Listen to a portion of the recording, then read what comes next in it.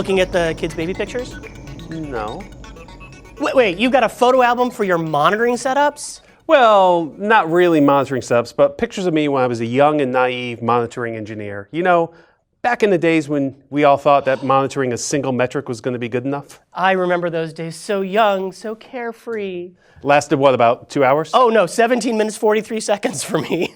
And you know, on Lab, we really haven't spent a lot of time talking about really robust monitoring. How can you even say that? We've gone through NetPath and AppStack and AWS integration and PerfStack. True. Well, that means we don't really talk about getting past those first simple baby steps into meaningful monitors and actionable alerts. Okay, so you mean like not just going for the CPU is over 80% kind of thing? Right, exactly. So let's get that started. I'm Thomas LaRock. And I'm Leon Adato, and welcome to the SolarWinds Lab that we're calling Monitoring 201, Beyond the Basics. Beyond the Basic, yeah.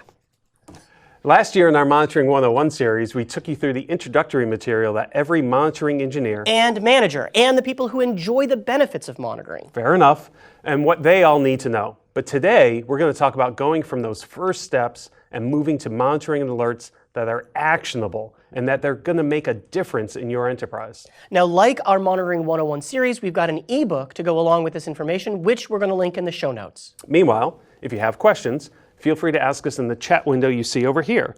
Now, if you don't see a chat window, don't panic. That just means you aren't watching us live. And of course, you want to watch us live. Of course, it's always better live. And so head over to lab.solarwinds.com and sign up for reminders on the upcoming episodes.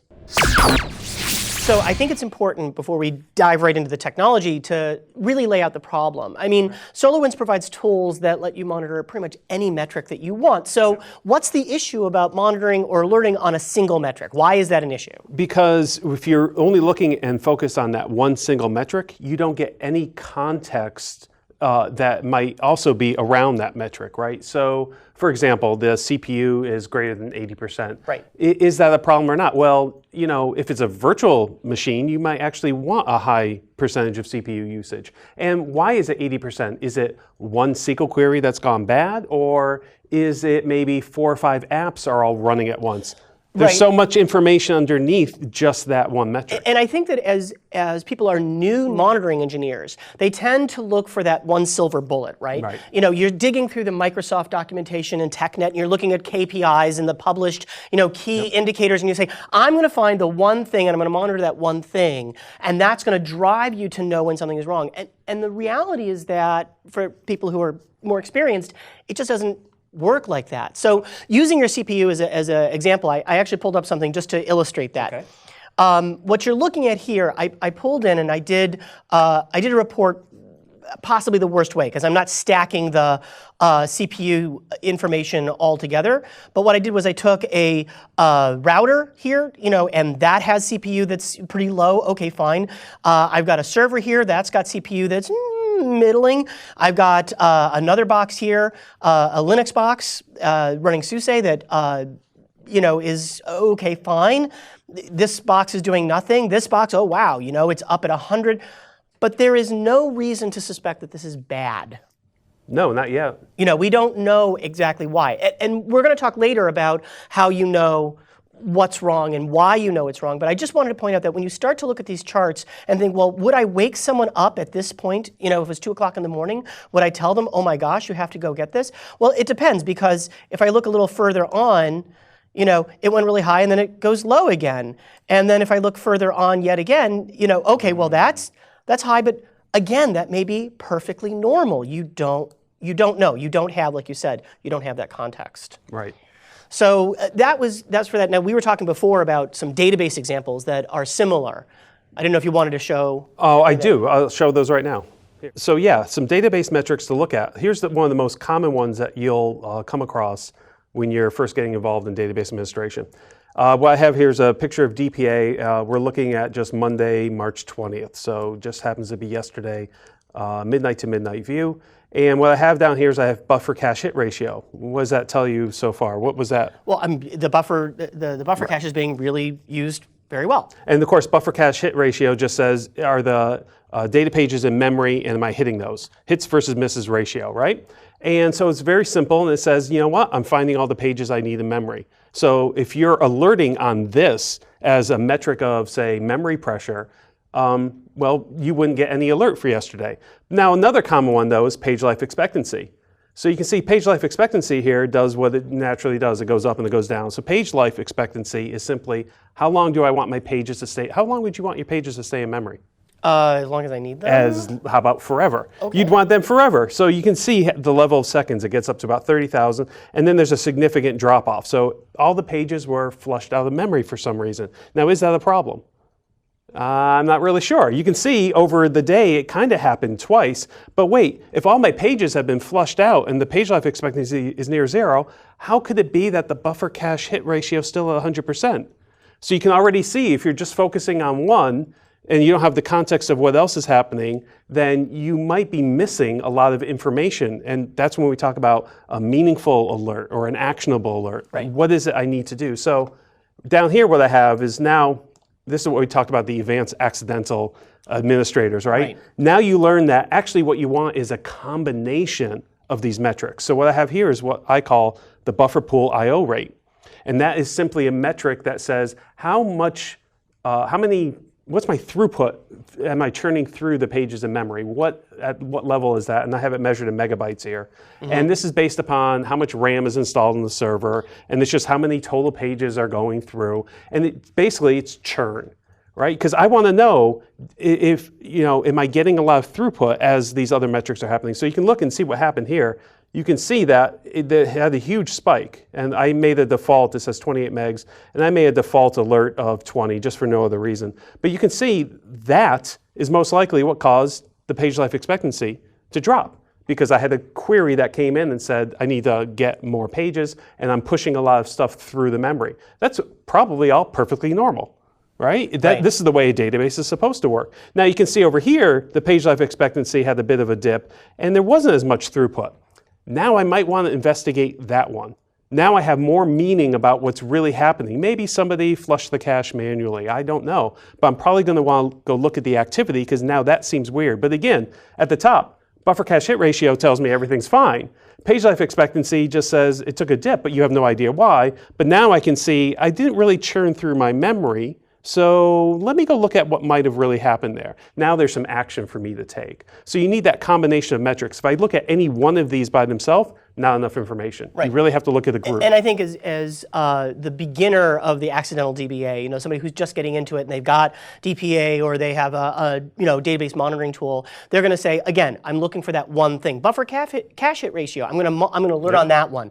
And somebody else says, oh no, but I also want to know in page life, and you're going to be triggering on things that aren't necessarily, as we said before, actionable. That's right. So what experienced monitoring engineers realize is that the value is in having either or, the correct metric, not just the simple one. You don't just go for CPU because it's obvious and it's shiny and it's big out there, but you look for the thing that's really going to be the real causal factor. But more importantly, having the combination of factors. It's rarely is something actionable when a single metric has hit a threshold or gone over or whatever it is. It's usually a combination of things that tell you, oh, now I need to get out of bed at 2 o'clock in the morning, or I need to work, right? Right. And so, and the example with CPU that I like to talk about is that people trigger when CPU is high, and that doesn't matter if the CPU is at 85 or 90%. I call that correctly sized. But if you have jobs waiting in the processor queue and it is greater than the number of CPUs you have, and your CPU is high for a length of time, that's when you know that the machine isn't able to keep up. Yeah, you may have mentioned this once or twice before. I have mentioned it since my very first appearance on Lab, but it's an oldie, but it's a goodie. So, but the expert monitoring engineers, right, they know to take it a step further because they understand that they're in this unique position where they need to, it's not just that single metric, but they have to collect more. They have to be data collectors. They're basically becoming data scientists. You've been hanging out with Patrick because that's his line now. A little bit, but it's a good one. But it's true that when you hit that advanced stage, the advanced accidental stage even, it's that you understand the power and grouping of correlated metrics. Right, absolutely. So we will get into PerfStack. PerfStack. Yes.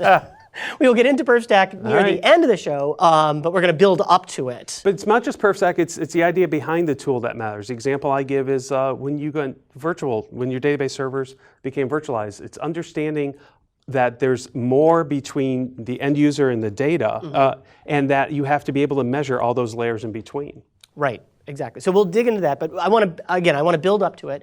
So what I want to do is I want to go over that CPU just to show a quick build, and Because then you can't let that go. I can't let it go. But you know what? The fact is that it is something that again, new monitoring engineers that we find as people discover SolarWinds tools. That is a discovery that people have repeatedly. It's not just something that we talked about one time and now everybody's got it. There's always new people discovering the value of monitoring and monitoring glory. Woo! And all that. Okay. Let's take a look. So as we said, CPU is high. I don't need to show you that. We know we can monitor CPU. But the thing I want to show you here is this one other component, which is the processor queue length.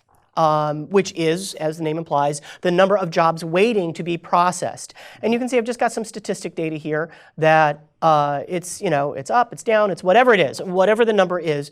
But these are the number of jobs waiting to be processed. Now on top of that, I need to know the number of processors I have on the machine. When I originally talked about this on Thwack, I had this whole query and it was all built into the alert. And this is why I say things have changed. Because with web-based alerting and with some discoveries, and especially in our larger environments, looking at you, Jay Bigley, on Thwack, we've discovered that perhaps querying the number of CPUs every time this alert runs, which is every minute, may not be particularly useful. Perhaps you know about running long-running queries constantly and the effect they may have on, say, the SolarWinds database. I know a little bit. A little bit. So we came up with another way of doing it, which is to run a query on the back end. Now, I did it as a stored procedure, and I know you have many feels about stored procedures. All the feels. You have all the feels about it, but just as an example, I've got that, and I just want to show you what it looks like. So here's a query that, and we're going to have this linked in the show notes also. This goes through, and you can run it every hour, every day. You probably don't need to run it more than a day because the CPU's on a machine. CPUs don't really change that frequently. Again, we're talking about the number of CPUs. Yeah. In your, on-prem is not elastic compute. So this query goes through, and there's a custom property called CPU count, and this will simply update the CPU count to be the number of CPUs. So just to understand that we're now talking about two things. We're talking about a perfmon counter that collects the number of jobs in the processor queue, the Windows processor queue length, and we have a backend query run as a stored procedure, however you want to do it, which calculates the number of CPUs on the box that places that number in a custom property. And once you have that, then we can go to the magic happens. Then the magic happens. So here we are in the alert. And let's see what we got. Well, the first thing is I'm setting the scope of my alert. I love doing the scope because it really narrows it down. It also allows me to know exactly which machines are going to trigger for this alert. So I'm just talking about my Windows boxes because processor queue length is a Windows perfmon. And then I'm saying, well, the CPU is greater than 90, okay, for more than 16 minutes, so approximately 3 polling cycles. And then also, and this is again the wonderful part about the web-based alert manager, is that before this had to be a really complex SQL query. Now I can do it straight through the GUI. Yep. GUI is good. Again, so now I'm looking at a component alert. I'm combining it with a node alert. Again, just to show you, this was a node-based section. This is a component-based section. Again, narrowing it down just to Windows machines. And I'm looking for where the component name is Windows processor queue length. And the statistic of that component is greater than CPU count, that custom property CPU count. So that is my trigger, and I really don't need to go any further than this. So again, using the web-based alert manager, we're able to see where the CPU is higher than whatever the threshold is that I want, and also the component, the perfmon component, Windows processor queue length, is greater than the value of the CPUs which we're collecting in that back-end process. So that's the best you got? Well, okay, so it is my favorite one, but it's my favorite because it exemplifies the idea that you can't just take that simple alert, but it carries over into a lot of other situations. Another simple one is memory. I mean, CPU and memory sort of go hand in hand. Yep. When memory is high, here, I got an example. I have a box here, and we can see the memory is really high. It's at 89%, and the junior monitoring engineer would immediately throw an alert, it's really high, but we know that there are applications that just automatically grab a lot of memory. Like, SQL Server will automatically grab. You need to stop saying that. Like yesterday. But, okay, but you get my point. No, SQL Server does not just go and grab the memory like that. It does what you tell it to do. Maybe your point is you want to spread alternate SQL facts? Well, okay, but what I've noticed is that if you don't do any configuration on SQL Server, that's what it's going to grab. Yes, if you are installing and leaving all of the defaults, it is possible that SQL might grab more memory than you desire. That is, okay, fair enough. My point is that high memory by itself, regardless of whether it's self-inflicted or not, isn't telling you anything's wrong, because the fact is that even if your SQL Server is configured to grab 80%, which is what it does by default, so that's okay. That's normal. There's nothing wrong with that. So I have another look at this. I have another view of this, which is that when memory is high, that tells you something's going on. But again, that could be just correctly sized. What you really want to know is when the page file utilization, on the box, when that is high, as well as the pages per second is high. So I've set this up. I just want to show you what I'm talking about. Sure. So here, memory utilization is high, fine. I've also set up a component to look at the page file utilizations. That tells me that we're just using 30% of the page file. So it's really not having to page out. Now this is almost the opposite of what you were talking about with the SQL Server. Here, paging out means that I'm running out of memory and I need to page it, and that's not so good. So if this was high, say 90%, that might be a problem. But even by itself, again, it's efficient. It's using up all the memory. It's now using page file. That could be just because it's busy. The third component, the third element that you want to look at is the number of pages per second. If I am throwing pages out and reusing them, now I know there's a lot of churn. And if the formula that I've typically gone with is when the memory utilization is over, let's say 90, and the page file utilization is over 90 also, and the number of pages per second is over 25. Then I know on a Windows machine that something's going on, time to get out of bed, time to look at what's happening. But the point is, all jokes about SQL Server aside, although they're funny, is that it's funny to watch the little vein on his forehead. The point is that as you're looking at the problems you want to act on, you need to figure out what those causal factors are, what filters into it. And the best people to tell you about that, if you're not sure yourself, are the people who are responding to the tickets now. This is how I found out about this. I talked to our overnight knock, and I said, how's this alert working for you? And they said, I hate it. Well, really? Why? Well, it doesn't tell me anything. What I really want to know is, and that's where the magic happens. That's where the golden conversation is what I really would like to know, what really matters to me. And that's when you can get into that kind of thing. So those are just two examples. There are many more examples in the Monitoring 201 ebook, which again, we're linking in the show notes. And so you'll have, and we have network examples and we have virtualization examples. I just gave you two just to sort of, whet your appetite a little bit. So I'll see your favorite CPU metric and I can show you one of my own. Absolutely. All right. Take it away. So real quick, I'll just show you one of my favorite CPU metrics, which really isn't a metric that you can just find. It's not in perfmon. You have to do a little math. You have to take a couple of perfmon counters and do some division. I know, don't panic.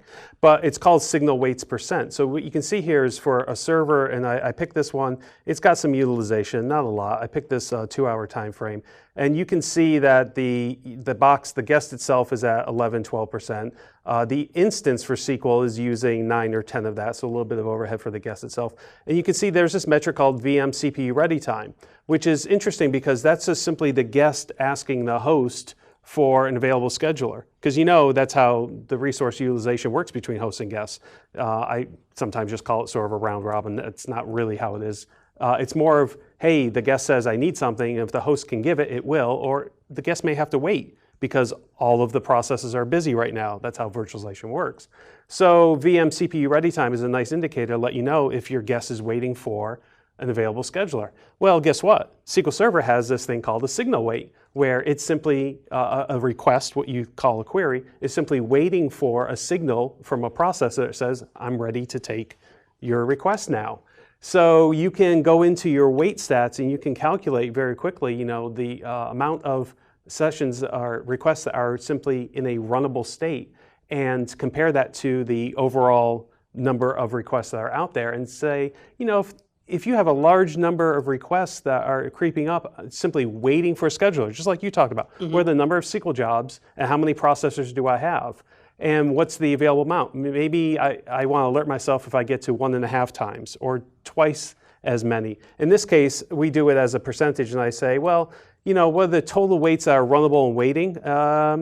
If they get about 25%, maybe you want to let me know. In this box, of course, now that's not the issue. So when I look at this, if I was to happen to see that there was CPU pressure, I would know, well, actually, is there a bunch of, you know, queries that are trying to churn through the processor, and maybe you only assigned 1 or 2 vCPU, and maybe that's not enough. And I can see that I just have a lot of little requests. I have a highly transactional database that's just trying to spin through a whole bunch of a flood of requests at once, and there's not enough processors to handle the load. So for me, this is another little example of where you need more context than just saying, oh, the CPU is high. So I want to build through the thought process leading up to PerfStack, because I think that SolarWinds likes to show PerfStack, like we like to just drop right into it because it's awesome and really exciting. But sometimes you don't always follow the train of thought. So I want to build up to how SolarWinds got to the PerfStack experience, the PerfStack solution set. Okay. AppStack has been out for a while. I think that a lot of people are familiar with what it looks like. The really awesome part about it for me is the more modules that you have, the more data feeds into it, so that you know when there's a problem, which components are involved. Here I am on the AppStack screen, and I can see that I have a few applications which are slightly unhappy. Hopefully your screen never looks quite this red. It's very Christmassy. It's very holiday-esque. Indeed, it is. Certain holidays, at least. So you've got that, and let's just say that this particular application, this Microsoft SQL Server running SQL, is bothersome to me. Of course it is. It is a challenge, and I can click on that, and it's going to go into Spotlight mode and focus on just the items that are involved in this. There we go. So I can see that this application is involved, but there's also some other applications which are involved in some ways. Right. I can see that there are some transactions I've set up that are also being involved, and all the way down the application stack, which is amazing because sometimes it's hard to know, as I like to say, that the elbow bone is connected to the wrist bone is connected to the finger, but like, how do you know which ones are involved? The challenge that I have with this is that it tells me how things are right now. It's this point in time, not what was happening 5 minutes ago or a half hour ago. I just know there's an alarm of some kind on here. Normally, I would go from here and say, all right, so this is, Microsoft SQL Server, that box is having an issue. Let me dig into this. And I would go to, I happen to have App Insight for SQL. So I would jump into that screen and start to dig through. I would see something like this. One screen after another. And I'd be going through. And from here, I would start to go from, let's say, the App Insight screen to the Node screen, trying to figure out which things. I'd be going back to my App Insight screen and say, okay, so wait, what else is involved? I'd go to Storage Manager, and I'd look at the storage screen.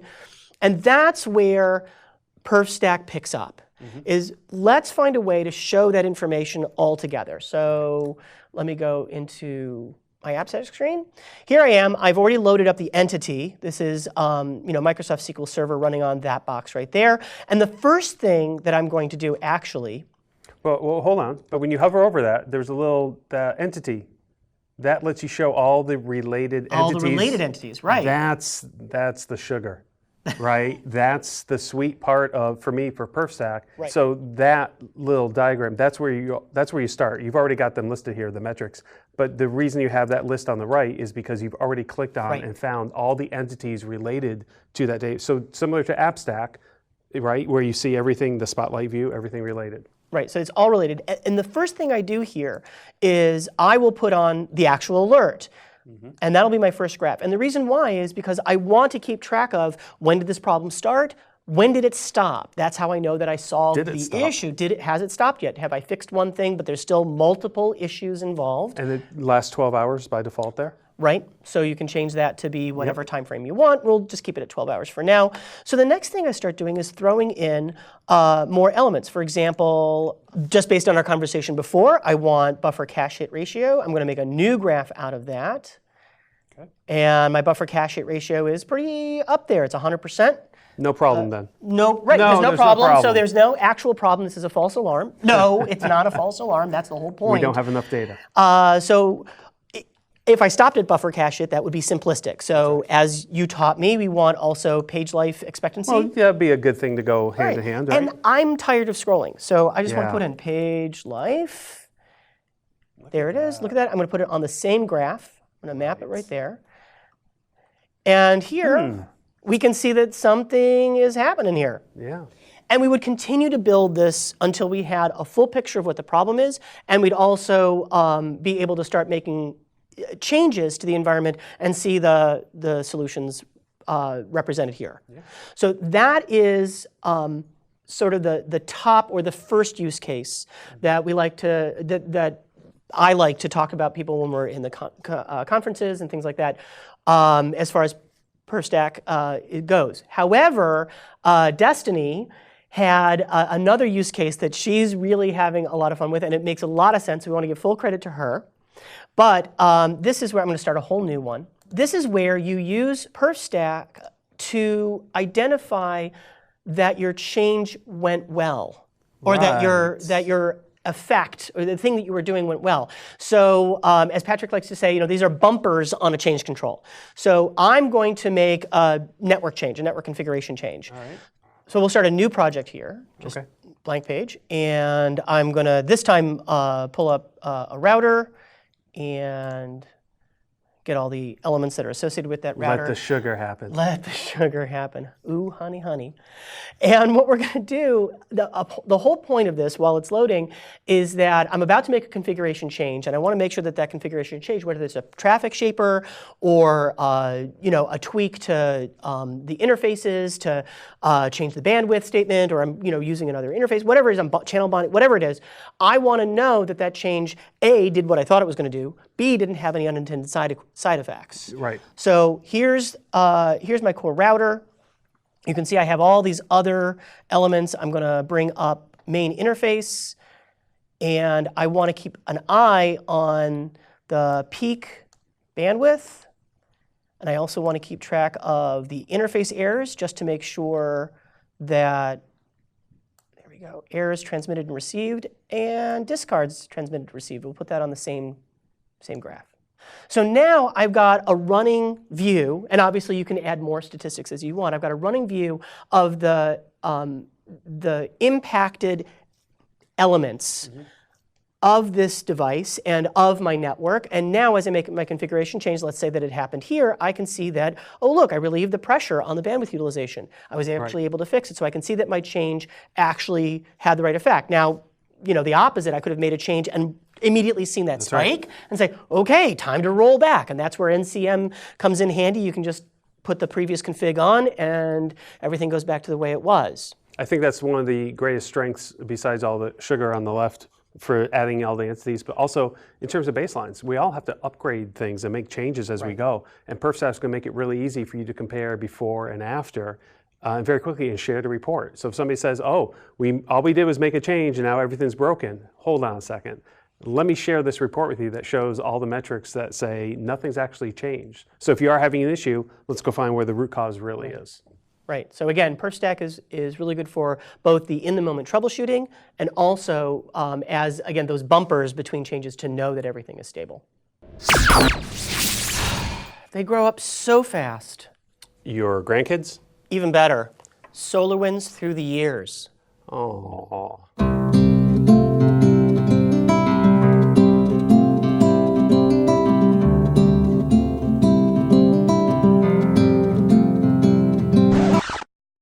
I didn't think I could hate you more than I do right now. For SolarWinds Lab, I'm Thomas Lorock. I'm Leon Adato. Thanks for watching.